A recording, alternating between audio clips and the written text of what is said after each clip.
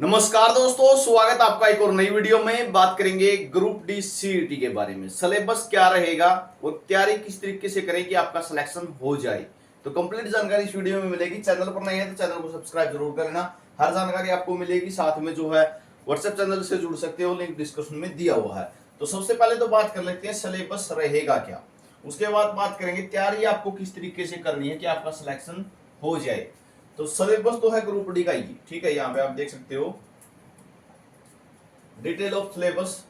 तो journal awareness जो दी गई है वो दी गई है 15 नंबर की, ठीक है। और जर्नल अवेयरनेस में क्या है, इंडिया से संबंधित या फिर जो आपके नेबरिंग कंट्री यानी पड़ोसी देश है उनके बारे में थोड़ी बहुत जो ताजा अपडेट्स चलती हैं उनसे संबंधित है। आपकी इंडिया की हिस्ट्री है, पॉलिटी है, ठीक है, कॉन्स्टिट्यूशन है, आर्ट एंड कल्चर, ठीक है। आपके जो ये नृत्य हैं, बांध हैं, इनके बारे में पूछा जाएगा। उसके बाद बात आती है जर्नल साइंस। 15 नंबर का साइंस है भाई ग्रुप डी में स्पेशल, ठीक है। फिजिक्स, केमिस्ट्री एंड बायोलॉजी, ठीक है। पढ़ना कहां से इसके बारे में भी बात करेंगे। उसके बाद रीजनिंग है 10 नंबर की और मैथ है 15 नंबर का। 10 नंबर की रीजनिंग है, 15 नंबर का मैथ है। उसके बाद बात करें 10 नंबर जो रखे गए हैं वो रखे गए हैं आपके इंग्लिश के, और हिंदी के भी जो है आपके 10 नंबर रखे गए हैं, ठीक है। हिंदी भी 10 की है, इंग्लिश भी 10 की है, रीजनिंग भी 10 की है, मैथ 15 का रखा गया है। जर्नल नॉलेज ये आपकी हरियाणा जीके जो एचआर जीके है वो रखी गई है 25 नंबर की। इसी में करंट अफेयर भी रहेगी जहां से आपको पता है 5 से 6 क्वेश्चन पूछे जाते हैं। ये बिल्कुल सीईटी ग्रुप सी की तरह रखी गई है 25 नंबर की। अब बात आती है तैयारी कैसे करें। सबसे पहले तो भाई आपको यहाँ पे इस बात पे ध्यान देना है, रीजनिंग और मैथ आपके अच्छे होने चाहिए, ठीक है। इसके बगैर सिलेक्शन नहीं ले पाओगे, आप सभी को पता है। साइंस है, पढ़ने की चीज है, यादें रखने की चीज है, लेकिन इस पे चाहिए प्रैक्टिस, ठीक है। अगर आपने मैथ में प्रैक्टिस नहीं की है तो आप जो है टाइम भी खराब कर दोगे पेपर में, और हो सकता है आपसे सम भी ना निकले।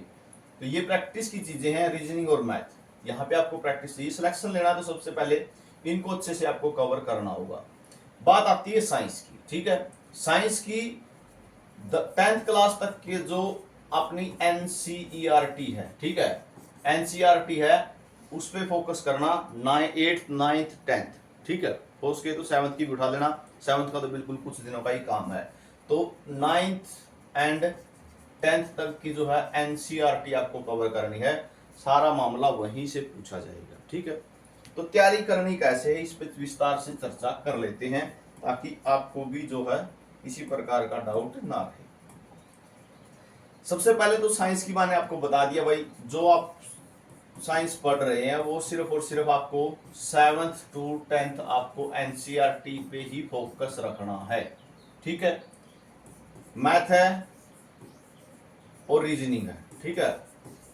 मैथ और रीजनिंग आपको कहां से पढ़नी है इसके बारे में बात करें। मैथ भी 10वीं तक का मैथ कंप्लीट करें, जो 10th एनसीईआरटी तक का मैथ है वो कंप्लीट करें। साथ में रीजनिंग की कोई भी नॉर्मल सी बुक परचेज कर लेना, उसमें से रीजनिंग कर लेना, ठीक है। आप सभी जो मैथ है, रीजनिंग है, या जो भी और सब्जेक्ट दिए हैं, इंग्लिश दी है, हिंदी दी है, सभी के टॉपिक की अपने जो इसमें सिलेबस में दिया हुआ है लिस्ट तैयार करो, और लिस्ट के हिसाब से कंटिन्यू जो है क्लियर करते चलो अपने टॉपिक को, ठीक है। टॉपिक वाइज क्लियर करते चलो कि आज मेरे को हिंदी का ये टॉपिक करना है, आज ये करना है, आज मैथ का ये करना है, इंग्लिश का ये करना है। तो टॉपिकों को क्लियर करते चलो। बहुत से साथी पूछेंगे कि बैच किसका लें, ठीक है। तो बैच लेने का मतलब क्या होता है? बैच लेने का मतलब होता है कंटिन्यूटी। अगर आपका बेसिक नहीं क्लियर है या फिर कंटिन्यूटी बनाना चाहते हो तभी बैच लेने का फायदा होता है, ठीक है।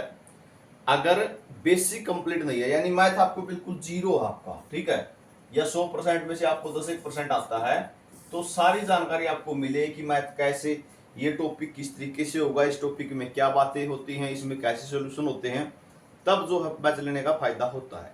अगर आपको नॉलेज है मैथ की, आपको लगता है कि हाँ मैं तो जो है खुद तैयारी कर सकता हूं, तो बैच लेने की आवश्यकता नहीं है, ठीक है। बैच लेने की कोई आवश्यकता नहीं है।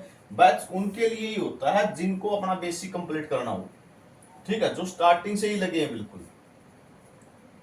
और साथ में आपको पता भी होगा भाई, यूट्यूब एक ऐसी दुनिया है जहां पे हर चीज का लगभग सॉल्यूशन है, ठीक है। कोई भी एक टॉपिक सर्च करोगे, अगर मान के चलो आपने HCF और LCM ही लिख के सर्च कर दिया, ठीक है, तो हजारों वीडियो खुल के आ जाएंगी सामने आपके। तो ये जो YouTube की दुनिया है ये बिल्कुल फ्री है। तो बैच तो सिर्फ कंटिन्यूटी के लिए और आपको जो है बेसिक कॉन्सेप्ट के लिए होते हैं। मैथ आपको NCERT ही पढ़ना है, मैं तो यही सजेस्ट करूंगा। साथ में जो है रीजनिंग, हरियाणा जीके की कोई भी बुक खरीद सकते हैं, ठीक है, जो आपको इजी लैंग्वेज में बेस्ट लगे, सारा कंटेंट वहीं से आता है।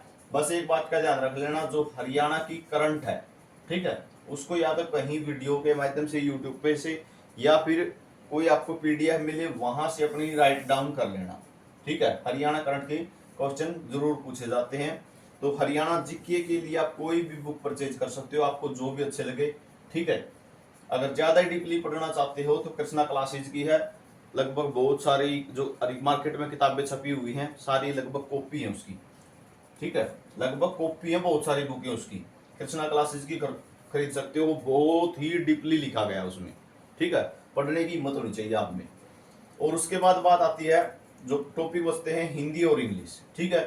10th तक के टॉपिक कंप्लीट कर लेना, ग्रामर वहीं से पूछी जाती है, नॉर्मल ग्रामर आती है। हिंदी के बारे में भी आपने देखा, एक छोटी सी पतली सी किताब आती थी 9वीं 10वीं की, इतनी, ठीक है, इतनी ही किताब आती थी, इतना साइज था उसका बिल्कुल, ठीक है। तो वो हिंदी ग्रामर की जो बुक थी, ठीक है, लगभग सारी चीजें वहीं से पूछी जाती है, कोई दिक्कत वाली बात नहीं है, ज्यादा डीपली जाने की आवश्यकता नहीं है। मैथ रीजनिंग में प्रैक्टिस रखना, मैथ रीजनिंग में अपनी प्रैक्टिस इस तरीके से कर लो कि जो 25 नंबर के टॉपिक आएगा रीजनिंग और मैथ, यहाँ से आप अच्छे से अच्छे नंबर खींच सको। सिलेक्शन पक्का है, कोई नहीं रोक सकता, ठीक है। साइंस है या फिर जो साइंस है या फिर हरियाणा जीके है या फिर जो है आपकी हिंदी होगी, ठीक है, ये चीजें सभी पढ़ के जाएंगे, ये चीजें तो सभी ही पढ़ के जाएंगे, ठीक है। कंपटीशन बीट कहाँ से होगा? मैथ और रीजनिंग से, कि आप यहाँ से कितना बीट कर सकते हो। साइंस है, साइंस की तो चीजें सभी पढ़ के जाएंगे भाई, पादप कोशिकाएं कौन सी हैं, ठीक है, कौन कौन से हार्मोन है, कितनी हड्डियां हैं, सारे सब भी रगड़ के जाएंगे ये चीजें तो। लेकिन बीट कहाँ से कर पाओगे? यहाँ से कि मैथ के कितने 15 में से आप कितने सम जो है सोल्यूशन मार पाते हो, 15 में से कितना स्कोर कर पाते हो। तो अपनी तैयारी अभी से शुरू कर दो। अगर आप सोच रहे हो कि नहीं अभी तो जो फॉर्म भरवाए जाएंगे CET ग्रुप डी के फिर मैं तैयारी शुरू करूंगा, तो 50% सिलेक्शन में तो आप पीछे पहले से ही हो जाओगे, ठीक है। तैयारी अभी से कंटिन्यू रखो अपनी, अगर सिलेक्शन लेना है तो। अगर फार्म आने के बाद अपनी फाइट शुरू करोगे तो 50% तो आप पहले ही पीछे हो, ये मान के चलो। तो तैयारी को अपनी को बूस्ट रखो। और ग्रुप C की CET की तरह पता नहीं कब ये ग्रुप डी का CET लेने, तो ये जानकारी रहेगी। और चैनल से जरूर जुड़ना ताकि आपको हर जानकारी हर ग्रुप डी सी की CET की मिले, हर भर्ती की अपडेट मिले। वीडियो आपने देखा इसके लिए बहुत बहुत धन्यवाद।